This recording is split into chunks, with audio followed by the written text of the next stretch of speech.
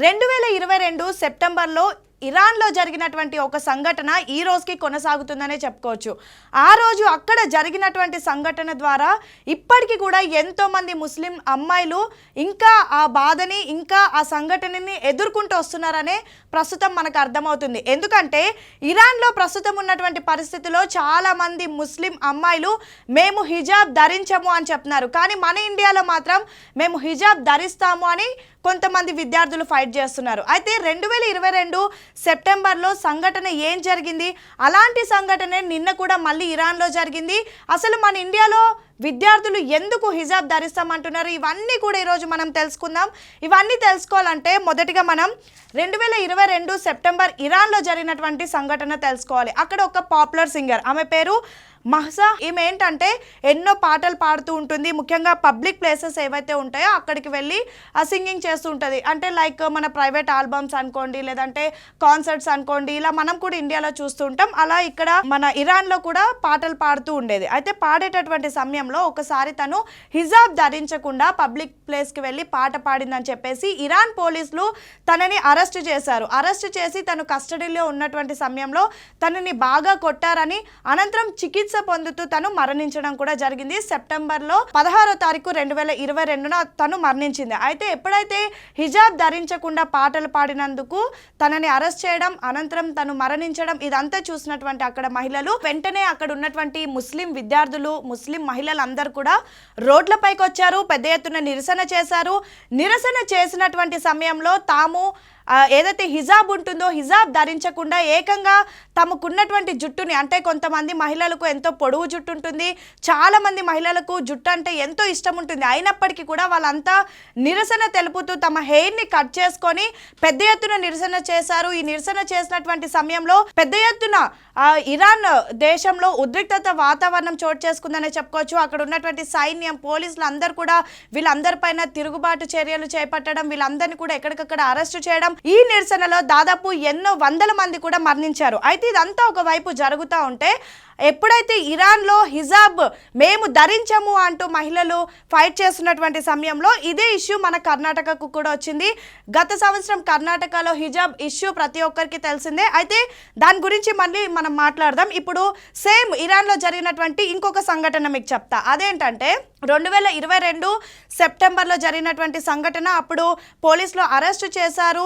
వెంటనే అక్కడ ఉన్నటువంటి అమేమి చనిపోవడం జరిగింది. ఇదంతా అప్పుడు జరిగింది. తర్వాత అంతా కూడా కొద్దిగా అక్కడ ఉన్నటువంటి సిచ్యువేషన్స్ అన్ని కంట్రోల్కి వస్తున్నటువంటి సమయంలో నిన్న సేమ్ సిచ్యువేషన్ రిపీట్ అయింది. అదేంటంటే పబ్లిక్లో మరొక పాప్ సింగర్, తను కూడా సేమ్ హిజాబీ ధరించకుండా ఒక పాట పాడినందుకు, ముఖ్యంగా ఇరాన్కి సంబంధించిన రాజధాని అయిన టెహ్రాన్లో ఈ మెట్రో కానివ్వండి, పబ్లిక్ ప్లేసెస్లో కానివ్వండి, బస్ స్టేషన్స్లో ఇలా తను పాటలు పాడుతుందని చెప్పేసి కేవలం ముస్లిమ్స్కి సంబంధించినటువంటి ఏవైతే చట్టాలు ఉన్నాయో వాటికి అపోజిట్గా బిహేవ్ చేస్తుందని చెప్పి నిన్న జారా ఎస్మైలీ అనే ఒక మహిళను అక్కడ ఉన్నటువంటి పోలీసులు అరెస్ట్ చేశారు. అరెస్ట్ చేసిన అనంతరం ఇప్పటి వరకు కూడా తన ఆచూకీ తెలియకుండా పోయిందంటూ తన పేరెంట్స్ చెప్తూ ఉన్నారు. అయితే మరొకసారి అక్కడ హిజాబ్ విషయంలో చిచ్చు రాజేసుకుందనే చెప్పుకోవచ్చు. అయితే ఇదంతా కూడా ఇరాన్లో జరుగుతుంది. ఒకవైపు వాళ్ళేమో మేము హిజాబ్ని ధరించామని చెప్తుంటే, ఇక్కడ మాత్రం మన ఇండియాలో మాత్రం నిన్న ముంబైలో జరిగినటువంటి ఒక ఇన్సిడెంట్కి సుప్రీంకోర్టు ఒక సంచలనమైనటువంటి తీర్పు చెప్పిందని చెప్పుకోవచ్చు. అదేంటంటే ముంబైలో ఉన్నటువంటి ఒక కాలేజ్లో అక్కడ దాదాపు 441 మంది విద్యార్థులు ఉంటారు. వాళ్ళందరినీ కూడా పర్టికులర్గా ముస్లిం విద్యార్థులను మీరు రేపటి నుంచి ఏదైతే హిజాబ్ ఉంటుందో, హిజాబ్ కానివ్వండి, బుర్కా కానివ్వండి, ధరించకుండా మీరు కాలేజ్కి రావాలి.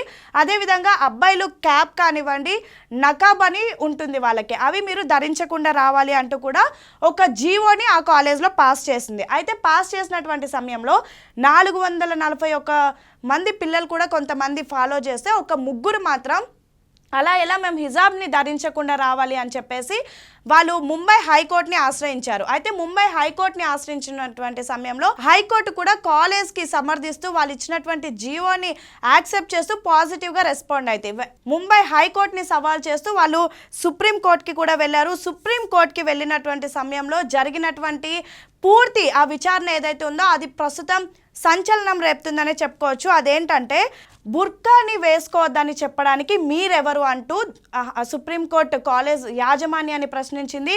బుర్కా వేసుకుంటేనే వాళ్ళ కులాన్ని కానీ వాళ్ళ మతాన్ని కానీ మీరు గుర్తిస్తారా?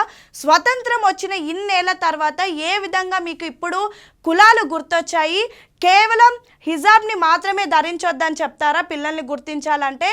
రేపు బొట్టు, అదేవిధంగా ఏదైతే హిందువులకి సంబంధించినటువంటి కట్టుబొట్టు ఉంటుందో వాటిని కూడా మీరు వేసుకొని రావద్దు అని చెప్తారా అని చాలా సంచలనమైనటువంటి తీర్పును కూడా ప్రకటించింది. అయితే ఎప్పుడైతే కాలేజ్ వాళ్ళు ఒక నోటీస్ని జారీ చేశారో హిజాబ్, బుర్కా, నకాబ్, టోపీ ఇవేమీ పెట్టుకోదని, వెంటనే దీన్ని సుప్రీంకోర్టు, హైకోర్టు నుండి సుప్రీంకోర్టుకి సవాల్ చేస్తున్నటువంటి విద్యార్థులు పిటిషన్ వేసినటువంటి సమయంలో ఏ డ్రెస్ వేసుకోవాలనే ఫ్రీడము ఆ విద్యార్థులకి మాత్రమే ఉంటుంది, అది మీరు చెప్పడానికి వీల్లేదు, ఇది ఒక స్వతంత్రము కంట్రీ అని కూడా చెప్పింది. అయితే విచారణ జరిపినటువంటి సమయంలో జస్టిస్ సంజీవ్ ఖన్నా, అదేవిధంగా జస్టిస్ సంజయ్ కుమార్ వీళ్ళిద్దరు కూడా చాలా కీలకమైనటువంటి విషయాలను మెన్షన్ చేశారు. అదేంటి ఇప్పుడు చూద్దాం.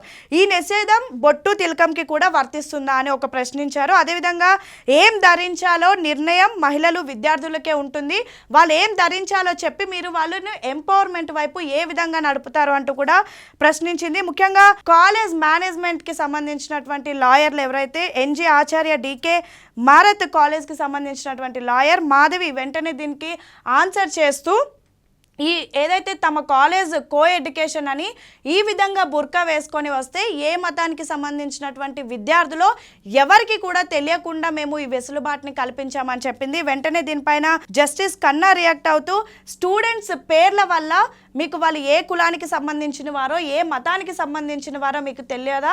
రేపు వాళ్ళని నంబర్లతో పిలుస్తారా అంటూ కూడా ప్రశ్నించింది. ఇలాంటి నిర్ణయాల వల్ల విద్యార్థుల భవిష్యత్తు స్పాయిల్ అయిపోతుందంటూ కూడా ప్రశ్నించింది. వెంటనే దీనిపైన జస్టిస్ సంజయ్ కుమార్ కూడా రెస్పాండ్ అవుతూ స్వాతంత్రం వచ్చిన తర్వాత ఇన్నేళ్లకు పలు మతాలు ఉన్నాయని మీరు గుర్తించారా? మరీ ముఖ్యంగా హిజాబ్ ఇప్పుడు ధరిస్తున్నారని ఇన్నేళ్లకు మీరు నిద్రలో నుంచి లేచారా అంటూ చాలా సంచలనమైనటువంటి కామెంట్స్ని కూడా చేయడం జరిగింది. అయితే ఒకవైపు ఇరాన్లో హిజాబ్ ధరించమంటూ విద్యార్థులు చెప్తుంటే ఇండియాలో మరీ ముఖ్యంగా ముంబైలో మాత్రం మేము హిజాబ్ని ధరిస్తామంటూ ఇక్కడ ఉన్నటువంటి విద్యార్థులు ఫైట్ చేయడం అనేది నిజంగా ఒక ఆశ్చర్యకరమైనటువంటి విషయం అనే చెప్పుకోవచ్చు. అయితే మొత్తానికి నిన్న సుప్రీంకోర్టులో ఇద్దరు న్యాయమూర్తులకు సంబంధించినటువంటి ధర్మాసనం పూర్తిగా విచారణ జరిపింది. కాలేజ్కి నవంబర్ 18వ తారీఖు వరకు దీనిపైన, ఈ జీవో పైన ఎటువంటి నిర్ణయాలు తీసుకోవద్దు, అనంతరం మళ్ళీ మేము విచారణ జరుపుతామంటూ కూడా స్టే విధించింది. విచారణ నవంబర్ 18వ తారీఖు కూడా వాయిదా వేసింది. అయితే మొత్తానికి ముంబైలో ఇలాంటి సిచ్యువేషన్ ఉంటే మరొక వైపు మనం చూసుకుంటే గతంలో అంటే ఎప్పుడైతే ఇరాన్లో ఇన్సిడెంట్ జరుగుతుందో ఆ సమయంలో మన కర్ణాటకలో ప్రజెంట్ కాంగ్రెస్ ప్రభుత్వం ఉంది, గత బీజేపీ ప్రభుత్వం ఎంటైర్ విద్యా సంస్థలో ఎవరు కూడా హిజాబ్ ధరించకుండా రావాలని చెప్పడం, దానికి సంబంధించి అప్పట్లో తీవ్ర వ్యతిరేకత వచ్చింది, అప్పట్లో పెద్ద ఇష్యూ జరిగింది, మహిళలందరూ కూడా రోడ్డుపైకి వచ్చారు, నిరసన వ్యక్తం చేశారు. ఆ సమయంలో దీనిపైన 2022 అక్టోబర్ 13వ తారీఖున సుప్రీంకోర్టు ఇద్దరు న్యాయమూర్తులకు సంబంధించినటువంటి ధర్మాసనంలో విచారణ జరిపింది. అప్పుడు ఒక న్యాయమూర్తి దీనిపైన పాజిటివ్గా రెస్పాండ్ అవుతే మరొక న్యాయమూర్తి మాత్రం నెగటివ్గా రెస్పాండ్ అయ్యారు. అయితే దీనికి సంబంధించినటువంటి శాశ్వత పరిష్కారం పైన ఇప్పటి వరకు కూడా సుప్రీంకోర్టు ఏ విధంగా రెస్పాండ్ అవ్వలేదు. మరొక వైపు మనం చూసుకుంటే హర్యానా గవర్నమెంట్లో ఇకపైన తమ స్కూల్లో అంటే రానున్న ఆగస్టు 15వ తారీఖు నుంచి ఇకపైన స్కూల్లో కేవలం ఎవరైతే మనం టీచర్స్కి కానివ్వండి, స్టూడెంట్స్కి కానివ్వండి విష్ చేసుకుంటామో గుడ్ మార్నింగ్ అనేది, ఇకపై గుడ్ మార్నింగ్ కాకుండా జై హింద్ అంటూ కూడా విష్ చేయాలి అంటూ ఒక తీర్పుని తీసుకొచ్చింది. ఇది కూడా ఆగస్టు 15వ తారీఖు నుంచి అమలు చేయాలి. అప్పుడే విద్యార్థులందరికీ కూడా చిన్నప్పటి నుంచే దేశభక్తి పెరుగుతుంది అంటూ కూడా వాళ్ళు ఈ నిర్ణయం తీసుకున్నారని నోటీసులు అన్ని విద్యా సంస్థలు కూడా నోటీసులు జారీ చేశారు. అయితే ఇవన్నీ చూస్తుంటే మనకు ఒకవైపు ఎవరికి సంబంధించినటువంటి వ్యక్తిగత అభిప్రాయాలు వాళ్ళకు ఉంటాయని అర్థమవుతుంది. ఒకే హిజాబ్ పైన మనం 2 యుద్ధాలు చూస్తున్నాం. ఇరాన్లో ఏమో మేము హిజాబ్ ధరించాము, మేము స్వేచ్ఛగా బతుకుతాము, విమెన్ ఇన్ ఫ్రీడమ్ అంటూ వాళ్ళు ఫైట్ చేస్తుంటే ఇండియాలో మాత్రం మేము హిజాబ్ వేసుకుంటాము అంటూ ముంబైలో జరిగినటువంటి సిచ్యువేషన్ కానివ్వండి, కర్ణాటకలో జరిగినటువంటి సిచ్యువేషన్ మనకి కనిపిస్తుంది. మొత్తానికైతే చిన్నప్పటి నుంచి అంటే ఒకవైపు ఇంట్లో కానివ్వండి, స్కూల్స్లో కానివ్వండి, చిన్నప్పటి నుంచే ప్రతి ఒక్కరూ అడుగులు వేస్తారు, అప్పటి నుంచే నేర్చుకుంటారు. అలాంటి విద్యా సంస్థల్లోనే హిజాబ్ వేసుకొని రావాలి, హిజాబ్ వేసుకురావద్దు, హిజాబ్ వేసుకున్న వాళ్ళని ఒకవైపు కూర్చోబెడతాము, లేని వాళ్ళని మరోవైపు కూర్చోబెడతాము, కుల మతాలు తేడా చూపిస్తే మాత్రం నిజంగా పిల్లలు భవిష్యత్తు మారుతుందనడంలో ఎటువంటి నిజం లేదు. ఎందుకంటే చిన్నప్పటి నుంచే కులం మతం అన్నీ సమానం అని పెంచితేనే కదా రేపొద్దున వాళ్ళు కూడా డిఫరెన్స్ చూడరు. మరి ఇప్పటికైనా దీనిపైన ఒక కొలిక్కి వస్తుందా, లేదంటే కర్ణాటకలో, ముంబైలో, ఇరాన్లో ఇలానే యుద్ధం జరుగుతుందా? కొంతమంది హిజాబ్ వేసుకుంటామని, మరికొంతమంది వేసుకోమని, ఇది ఇలానే శాశ్వతంగా కొనసాగుతూ ఉంటుందా, లేదంటే దీనికంటూ ఒక ఫుల్ స్టాప్ వస్తుందా అనేది మాత్రం వేచి చూడాల్సిందే.